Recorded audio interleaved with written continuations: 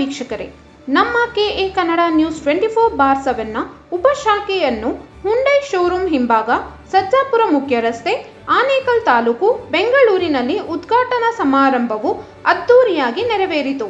ಈ ಉಪಶಾಖೆಯ ಉಸ್ತುವಾರಿಯನ್ನು Sanjay Gowda, K A Kannada news ಚಾನೆಲ್ನ ರಿಪೋರ್ಟರ್ ಹಾಗೂ ಕನ್ನಡ ಪರ ಹೋರಾಟಗಾರರು ಇವರಿಗೆ ನೀಡಲಾಗಿದೆ.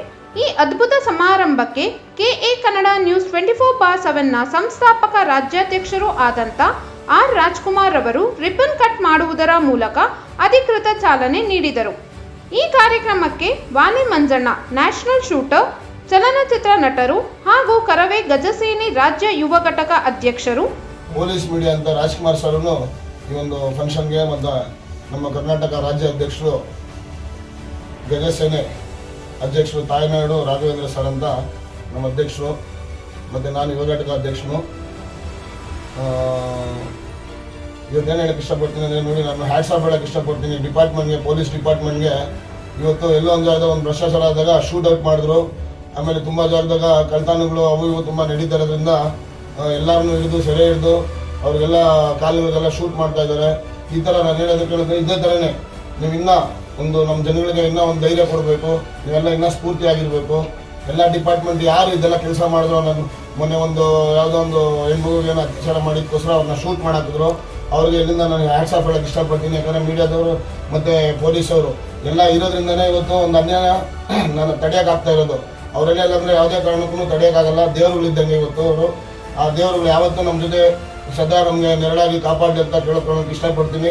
ತಾಯ್ನಾಡು ರಾಘವೇಂದ್ರ, ಕರವೇ ಗಜಸೇನೆ ಸಂಸ್ಥಾಪಕರು ಹಾಗೂ ರಾಜ್ಯಾಧ್ಯಕ್ಷರು. ನಮಸ್ತೆ.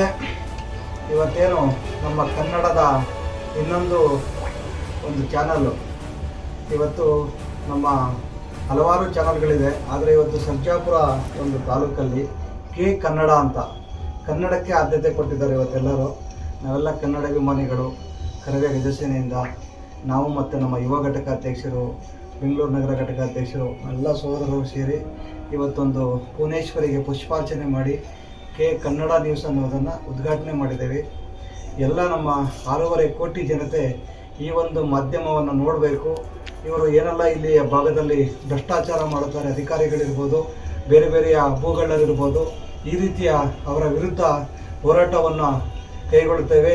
ಅತ್ಯುತ್ತಮವಾಗಿ ಏನು ಬಡವರಿಗೆ, ಕಾರ್ಮಿಕರಿಗೆ ಏನೆಲ್ಲ ಅನ್ಯಾಯ ಮಾಡುತ್ತೆ ಬೇರೆ ಬೇರೆ ಕಾರ್ಖಾನೆಗಳು, ಅವರ ವಿರುದ್ಧ ಧ್ವನಿ ಎತ್ತೇವೆ ಅಂತೇಳಿ ಇವತ್ತೊಂದು ಕನ್ನಡ ಚಾನಲನ್ನು ಮಾಡಿದ್ದಾರೆ. ಈ ಒಂದು ಏನು ಮಾಧ್ಯಮಕ್ಕೆ ನಮ್ಮ ಕರವೇ ಶೋಂಬಯ್ಯ ಸದಾಂ ರವರು, ಎಸ್ಎಂ ಶ್ರೀನಿವಾಸ್, ಮಾಜಿ ಅಧ್ಯಕ್ಷರು ಹಾಗೂ ಹಾಲಿ ಸದಸ್ಯರು, ಸಜ್ಜಾಪುರ ಗ್ರಾಮ ಪಂಚಾಯಿತಿ.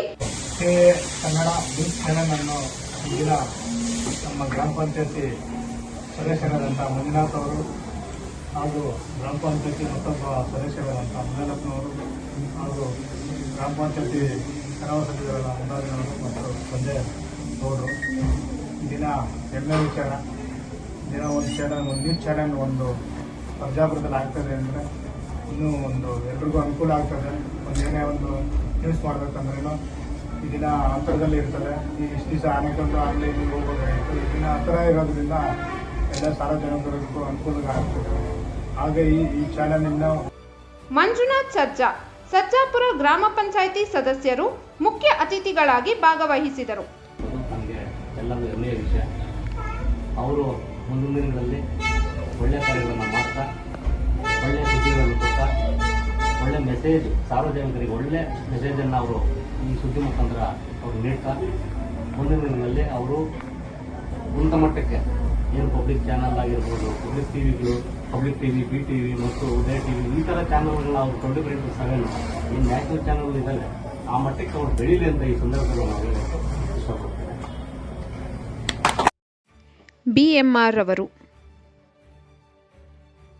ಹಾಗೂ ಹ್ಯೂಮನ್ ರೈಟ್ಸ್ ಶಶಿ, ಯಲಂಕ ಮಂಜು, ಕರವೇ ಗಜಸೇನೆ ಯುವ ಘಟಕ ಅಧ್ಯಕ್ಷರು, ಹ್ಯೂಮನ್ ರೈಟ್ಸ್ ಜಗ್ಗಿ, ಹ್ಯೂಮನ್ ರೈಟ್ಸ್ ಸತೀಶ್, ಸಮಾಜ ಸೇವಕರು ಹಾಗೂ ಡಿ ಬಾಸ್ ಅಭಿಮಾನಿ ಕಿಶೋರ್, ಕಿಕ್ಕಿ, ವಿಜಯ್ ಕುಮಾರ್, ಮಂಜುನಾಥ್, ಈಶ್ವರ್, ಪಾರ್ಥ, ಕೆಆರ್ ಪುರಂ ಸುನಿಲ್ ಹಾಗೂ ಇನ್ನೂ ಅನೇಕರು ಉಪಸ್ಥಿತರಿದ್ದರು.